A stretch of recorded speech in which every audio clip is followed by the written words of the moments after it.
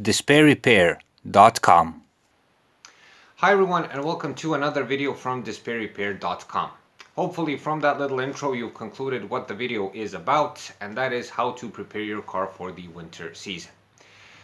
We'll show you step by step what you should do in order to go through the winter season without any problems. So stay tuned.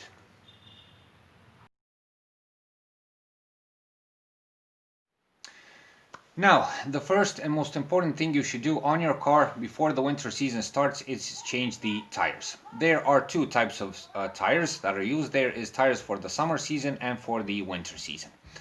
These, I hope you can see this on the video, are for the winter season. Okay, as you can see, they have a tread on the tire that provides good grip on mud, snow and ice to some extent. Here we have an old summer tire. And as you can see, the tread here is much more sleek, provides a good grip on dry roads and makes much less noise when driving. That is the main difference between the summer and the winter tire. Another way to conclude that the tires you have are winter tires are from the markings on the side of the tire. In this case, there is a small snowflake here, accompanied with an M+S sign, which stands for mud plus snow. There's one more snowflake here, so there's no doubt about it that this is a winter tire. The snowflake is an international marking, so in whatever country you may live, I think you'll find the same marking, so it's very recognizable.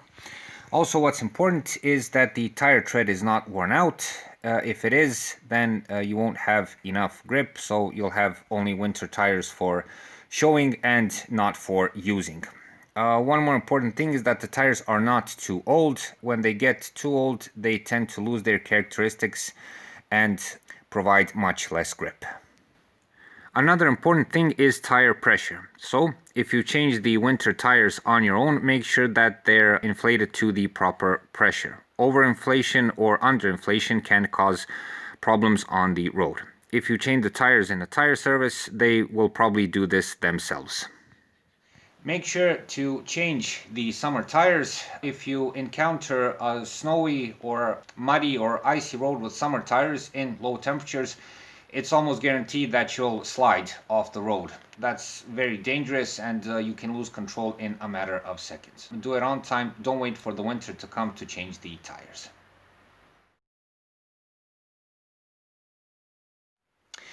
The next most important thing is to check the coolant, also known as the antifreeze. Your task is to check the freezing resistance of the antifreeze.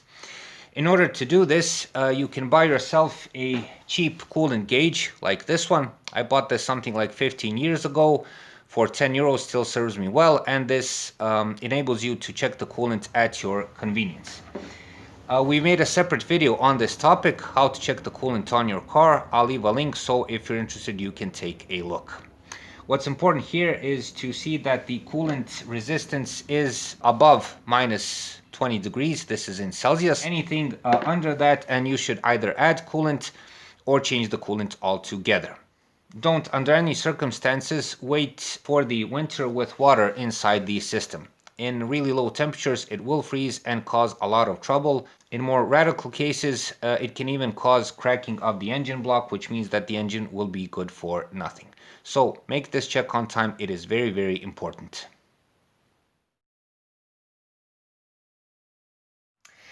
Now, regarding the car battery. The most important thing to know here is that you should enter the winter season with a battery that is in prime condition. So if you notice any signs of battery weakness, like poor cranking during the summer season, have in mind that it will probably die on you during the winter. The other thing you can check is that the battery terminals and clamps are properly tightened and are free of corrosion. If they're not, take them off, clean them from corrosion, clean the clamps, put them back on and properly tighten them. If you want, you can add some lithium grease to both of the clamps and terminals so they don't corrode during the winter season. One more thing you can do, if you have the means, you can check the alternator voltage output so that you know that the whole system works properly.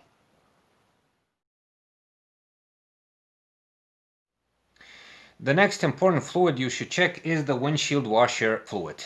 We've made a separate video on this topic, how to add windshield washer fluid to your car. I'll leave a link so if you're interested you can take a look. What's most important for you to know is that there are two types of windshield washer fluids, for the summer and for the winter. Of course, you should pour inside the system one for the winter. This is a bottle of washer fluid that's produced in my country. As you can see, there is a temperature gradient here. It goes to -22, so I know when I pour it inside that I'll be safe from the washer fluid freezing. Why is this important? Well, there are two main things. First is safety. If the washer fluid system freezes, the sprinklers won't work, and this significantly reduces visibility on the road. If you've ever driven on a muddy or snowy road and the sprinklers are not working, then you'll know what I'm talking about. The other thing is that fixing the problem, when water is left in the system, all those little small tubes and sprinklers freeze, and then you have to take all of that out, return back. It's really painstaking and time-consuming job.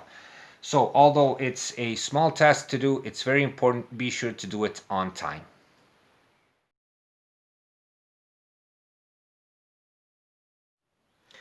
Another important check you should do is to check the windshield wiper blades. So raise the wiper arm, check that the wiper blades are not worn out or torn. This is very important as it will provide good visibility during driving in snow, rain, or in a blizzard. If they're worn out, this seriously reduces visibility and this is outright dangerous. Be sure to check both the front and rear wiper blades. Of course, rear visibility is equally important as the front one. There are two ways to do this. The first way is to change the complete wiper blade, and the second way is to change the wiper refills. One more thing that most drivers don't pay attention to is corrosion, better known as rust. Inspect your car for any signs of corrosion in the summer season best, perhaps when you're washing the car. Some hot spots are the arches around the wheels and especially the floor panels. So take a good look and see, and if there is any signs of rust, tend to it as soon as possible.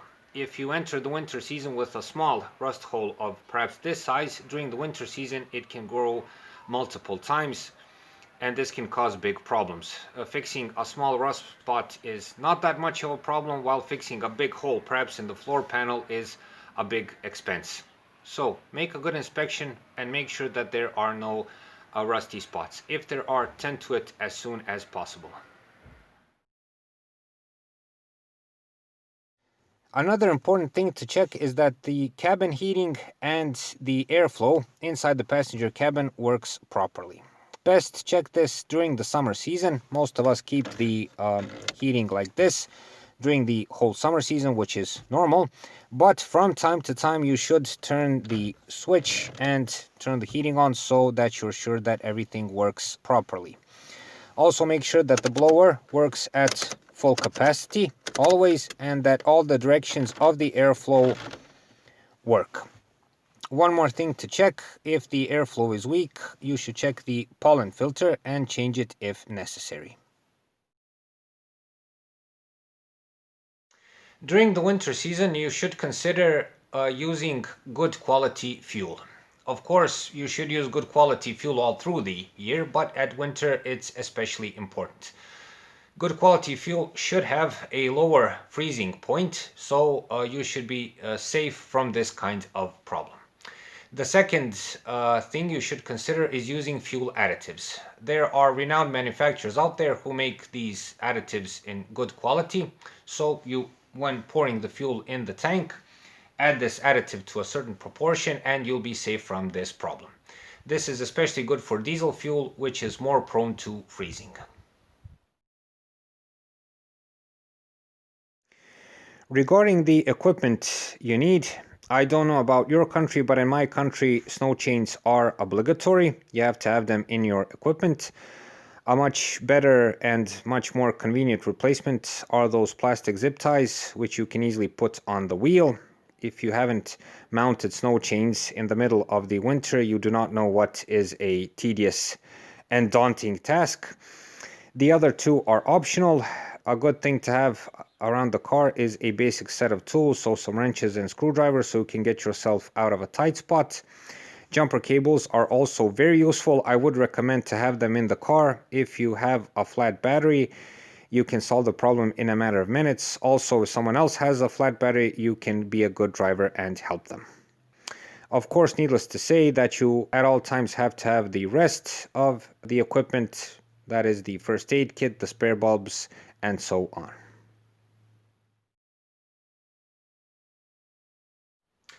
And for the final tip, buy yourself a set of good floor mats. For an example,